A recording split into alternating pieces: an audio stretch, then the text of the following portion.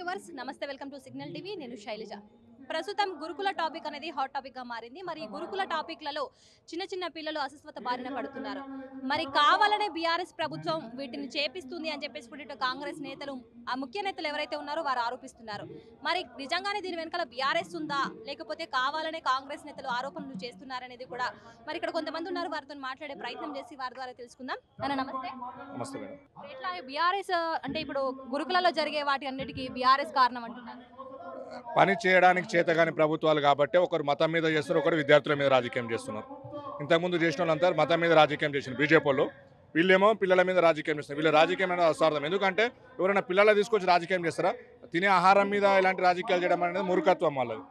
పిల్లలకి ఎవరైనా ఆరోగ్యం బాగుండాలని ఆలోచన చేస్తారు తప్ప, కానీ వీళ్ళ పిల్లల యొక్క ఆరోగ్యాల విషయంలో మాత్రము పనికిమాలిన రాజకీయం చేసింది మాత్రం కాంగ్రెస్ ప్రభుత్వం. ఎందుకంటే గతంలో ఎప్పుడన్నా వచ్చిందా ఇంతవరకు? మీరు 10 ఏళ్ల పాలనలో చూసిన కేసీఆర్ గారి పాలనలో ఇప్పటి వరకు ఏ రోజు కూడా ఏ విధమైన సమస్యల విద్యార్థులకు ఏమైనా ఉంటే కంటికి రెప్పలా కాపాడిన నాయకుడు ఎలా కేసీఆర్ గారు.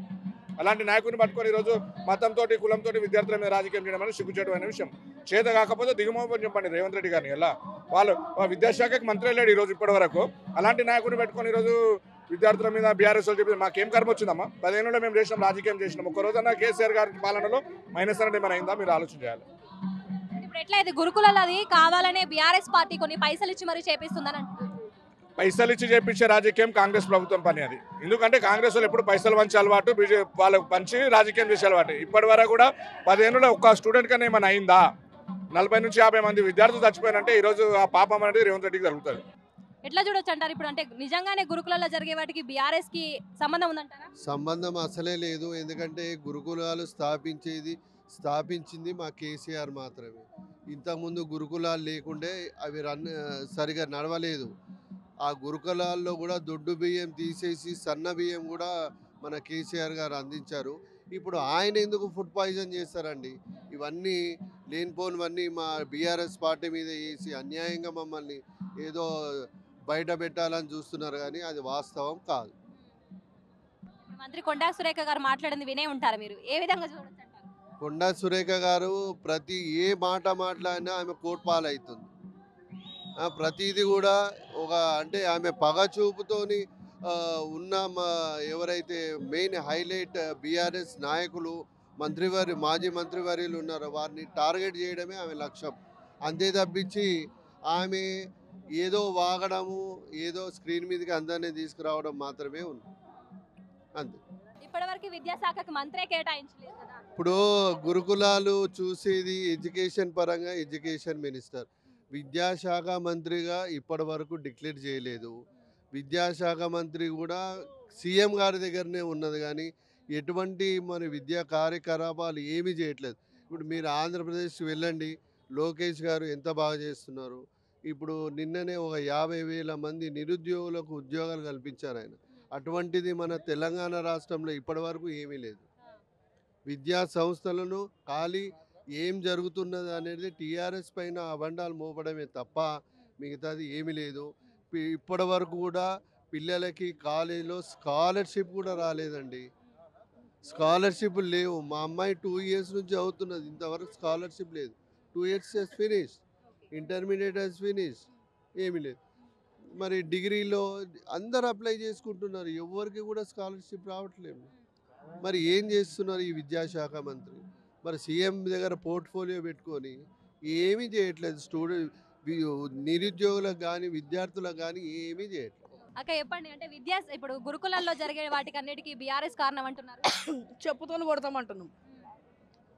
గురుకులాలకు ఈరోజు కారణం అంటే చెప్పుతోని కొడతాము. ఇంతకుముందు 10 సంవత్సరాలలో గురుకులాలలో అంటే అంటారు కదా, అడ్మిషన్ తీసుకోవడానికి కొన్ని రోజుల నుంచి ఆన్లైన్లో పెట్టుకుంటుండే. అట్లాంటిది గురుకులాల వల్ల ఈరోజు కావడానికి కారణం అంటే చెప్పుతాను అసమర్థత పాలన రేవంత్ రెడ్డి గాంధీ. ఆ రేవంత్ రెడ్డి గారు ఆ నోటికి వచ్చినట్టు మాట్లాడింది కాబట్టి ఈరోజు ప్రజలు ఇంత సంక్షోభము అనుభవిస్తున్నారు. ప్రతిదీ అసమర్థత పాలన తప్పించుకోవడానికి ఈరోజు బీఆర్ఎస్ అంటారు. అభివృద్ధికి కారణం బీఆర్ఎస్, నాశనానికి కారణం రేవంత్ రెడ్డి. అంటే ఇప్పుడు పైసలు ఇచ్చి చేపిస్తున్నారని అంటున్నారు, నిజమేనా? చెప్పుతో కొట్టిస్తాం మేము కూడా పైసలు ఇచ్చి. ఇప్పుడు రేవంత్ రెడ్డిని చెప్పులతో మేము కూడా కొట్టిపిస్తాము. పైసలు ఇచ్చి చేసే పనులు వాడు గుంపు మేస్త్రి వాడు. అట్లాంటి వాడు చేస్తాడు, కానీ ఇట్లాంటి పాపం మాటలు ఇట్లాంటి పాపం చేతలు మాతో లేవు. ఇదే 10 సంవత్సరాల కింద మేము కూడా ఇట్లనే చెప్పుతో పైసలు ఇచ్చి కొట్టించుంటుండే ఈ రోజు రేవంత్ రెడ్డి రాకపోతుండే. అంటే మరి ఇందాక మీరు ఒక మాట అన్నారు, గురుకులం అభివృద్ధి చెందింది మా బీఆర్ఎస్ హయాంలోనే అంటున్నారు. అంటే ఇప్పుడు గురుకులంలో ఉండబట్టి పిల్లలు తల్లిదండ్రులకు దూరం అవుతున్నారా, గురుకులను తీసేద్దామని చెప్పేసి రేవంత్ రెడ్డి అనుకుంటున్నారు, మీరేమంటారు? కానీ అసమర్థత దిక్కించే ఈ రోజు ప్రతి ఒక్కరు తప్పించుకోవడానికి రేవంత్ రెడ్డి మాట్లాడే మాటలు ఇవి. ఈ రోజు గురుకులాలు పెట్టిన తర్వాత పిల్లలు ప్రగతి పదంలో పోయిండ్రు.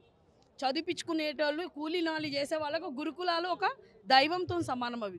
అట్లాంటి దాన్ని వీడు తప్పించుకోవడానికి ఇట్లాంటివి చేస్తున్నాడు. కాబట్టి ఈరోజు బీఆర్ఎస్ హయాంలో ఇట్లాంటివి అయినా ఎప్పుడన్నా కాలేదు కదా, అది తప్పించుకోవడానికి చేస్తున్నాడు. వానికి తినడానికే సరిపోతలేదు, ఇట్లాంటివి ఏం నడిపిస్తాడు? గురుకులలో జరిగే వాటికి ఇప్పుడు బీఆర్ఎస్ కారణం అంటున్నారు.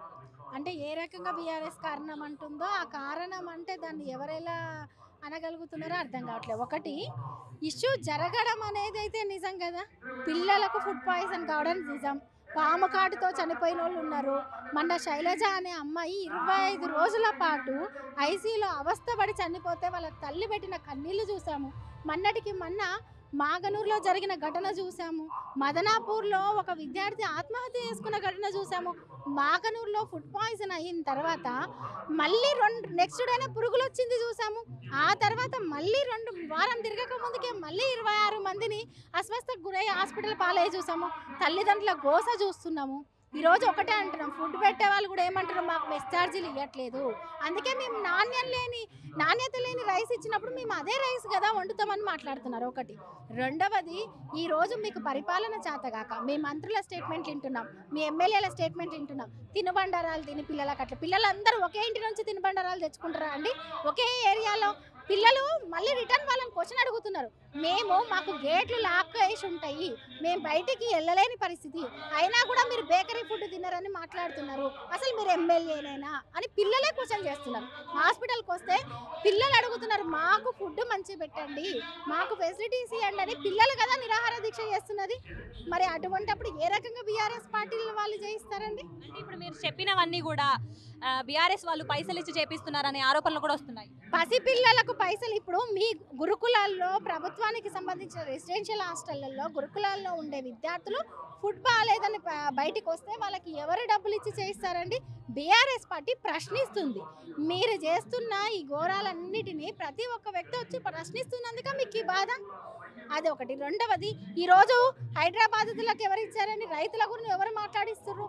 మీరు చేస్తున్న పరిపాలన, మీరు చేస్తున్న విధ్వంసాన్ని మీరు రైతు భరోసా ఇవ్వండి, మీరు బోనస్ ఇవ్వండి, మీరు పిల్లల ఫుడ్ పాయిజన్ అయినప్పుడు వాళ్ళ తల్లిదండ్రులు కన్నీళ్లతో ఏడుస్తున్న ఘటనని మేము క్వశ్చన్ చేస్తున్నాం. అక్క నమస్తే. నమస్తే అండి. ఎట్లున్నారక్క? బాగానే ఉన్నాం. ఇంకా అట్లా తెలంగాణ రాష్ట్ర ప్రజలందరూ ఇబ్బంది పడితే ఇక మేము బాగున్నామంటే కూడా మంచిగా ఉండదు. వాళ్ళు సంతోషంగా ఉంటే మేము సంతోషంగా ఉన్నట్టే. ఎట్లుంది కాంగ్రెస్? ఎట్లుంది?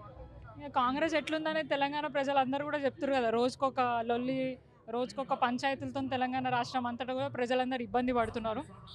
వారి పాలనలో మళ్ళీ 60 ఏళ్ళ టైంలో ఏవైతే ఇబ్బందులు ఉన్నాయో అవే ఇబ్బందులు దానికంటే ఇంకా ఎక్కువ ఘోరంగా ఉన్నాయని చెప్పేసి ప్రజలందరూ మొత్తుకుంటున్నారు. మళ్ళీ కూడా కేసీఆర్ని గుర్తు చేసుకుంటూ కేసీఆర్ గారు ఉంటే బాగుంటుండే అని మాట్లాడడం జరుగుతుంది. అయితే ఇప్పుడు ఏంటంటే ప్రస్తుతానికి గురుకులలో జరిగే ఫుడ్ పాయిజన్స్ ఏవైతే ఉన్నాయో వాటి వెనకాల బీఆర్ఎస్ ఉందని చెప్పేసి కాంగ్రెస్ పార్టీ వాటి మీద ఆరోపణలు చేస్తుంది, ఏమంటారు? మీరు రీసెంట్గా ఒక ట్వీట్ వైరల్ అవుతుంది రేవంత్ రెడ్డి గారిది.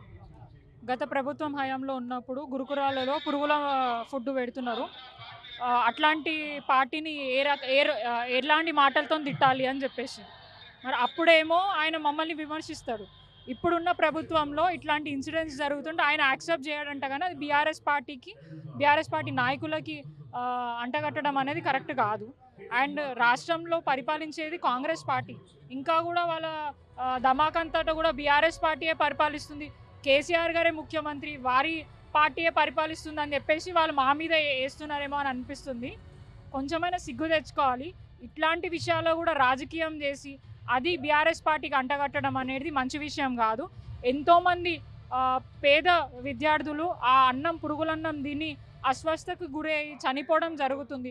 దాన్ని కూడా వీళ్ళు చిన్న చిన్న పిచ్చి స్టేట్మెంట్లు ఇచ్చి వాళ్ళు కురుకురాలు తింటే చనిపోవడం జరిగింది. ప్లస్ ఇది బీఆర్ఎస్ పార్టీ చేసిండని అంటే ఇంత మూర్ఖంగా ఇంత పిచ్చిగా మాట్లాడడం అనేది ఇప్పుడు దాకా ఏ ప్రభుత్వం ఎవరు కూడా చేయలేదు. ఒకవేళ తప్పులు ఉంటే సరిదిద్దుకోండి, అవును ఏదైనా అయ్యి ఉండొచ్చు, మేము చేస్తామని చెప్పేసి చెప్పాలి. కానీ దాన్ని కూడా కవరప్ చేసుకోవడానికి బీఆర్ఎస్ పార్టీకి, కేసీఆర్ గారికి, కేటీఆర్ గారికి అంటగట్టడం అనేది కరెక్ట్ విషయం కాదు. ఇప్పటికైనా వాళ్ళు కళ్ళు తెరిచి ప్రజలకు ఇటువంటి ఇబ్బంది కాకుండా చూడాలని చెప్పేసి మేము విజ్ఞప్తి చేస్తున్నాం. ఇంకొక స్ట్రైట్ క్వశ్చన్ ఏంటంటే, ఇప్పుడు బీఆర్ఎస్ పార్టీ ఇవన్నీ దగ్గరుండి పైసలు ఇచ్చి మరీ చేపిస్తుంది అని చెప్పేసి అంటున్నారు. ఇప్పుడు మీరు గ్రౌండ్ రియాలిటీ చూడండి, ప్రజల దగ్గరికి వెళ్ళండి, ప్రజలు వాళ్ళ కోటేసి గెలిపించారు అంటే వాళ్ళని వీళ్ళు పేడ్ బ్యాచ్ అంటున్నారా? ఇప్పుడు ప్రభుత్వం ఉన్నది కాంగ్రెస్ పార్టీ కదా. సో కాంగ్రెస్ పార్టీలో వాళ్ళ కాన్స్టిట్యున్సీలో కూడా ఇన్సిడెంట్ అయితే అక్కడ బీఆర్ఎస్ పార్టీకి చేసినాను, అక్కడ ఉన్నదే మొత్తం కాంగ్రెస్ వాళ్ళు కదా. అక్కడ ఉన్న వాళ్ళందరూ కూడా కాంగ్రెస్కి ఓటేసి గెలిపించుకున్నాం, రేవంత్ రెడ్డి మాకు ఇంకేమైనా మంచి చేస్తాడని చెప్పేసి మేము గెలిపించుకున్నాం, కానీ గిట్లా చేస్తాడని అనుకోలేదని చెప్పేసి మాట్లాడడం జరుగుతుంది. సో పేడ్ బ్యాచ్ ఇవన్నీ వాళ్ళకి సాధ్యం, కానీ మాకు కాదు, బీఆర్ఎస్ పార్టీకి కాదు.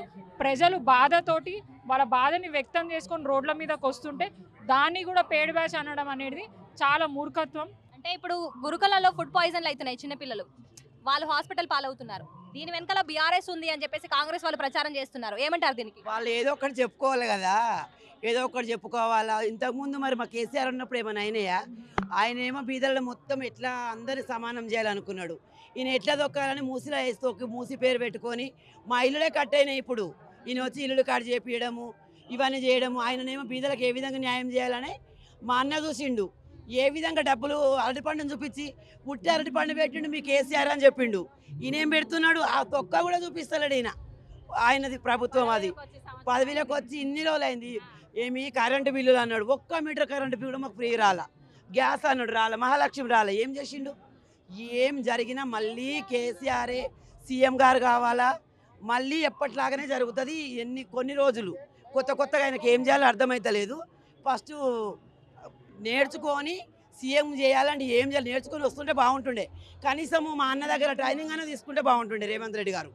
కేసీఆర్ గారు కడిపోయి నేను వద్దాం అనుకుంటున్నా, నెక్స్ట్ సీఎం అయినాక నేను ఏం చేయాలి నేర్చుకొని ట్రైనింగ్కి పోతే మా సార్ నేర్పిస్తుండే. ఒకవేళ ఇట్లా చేయాలి బీదల కోసం అని.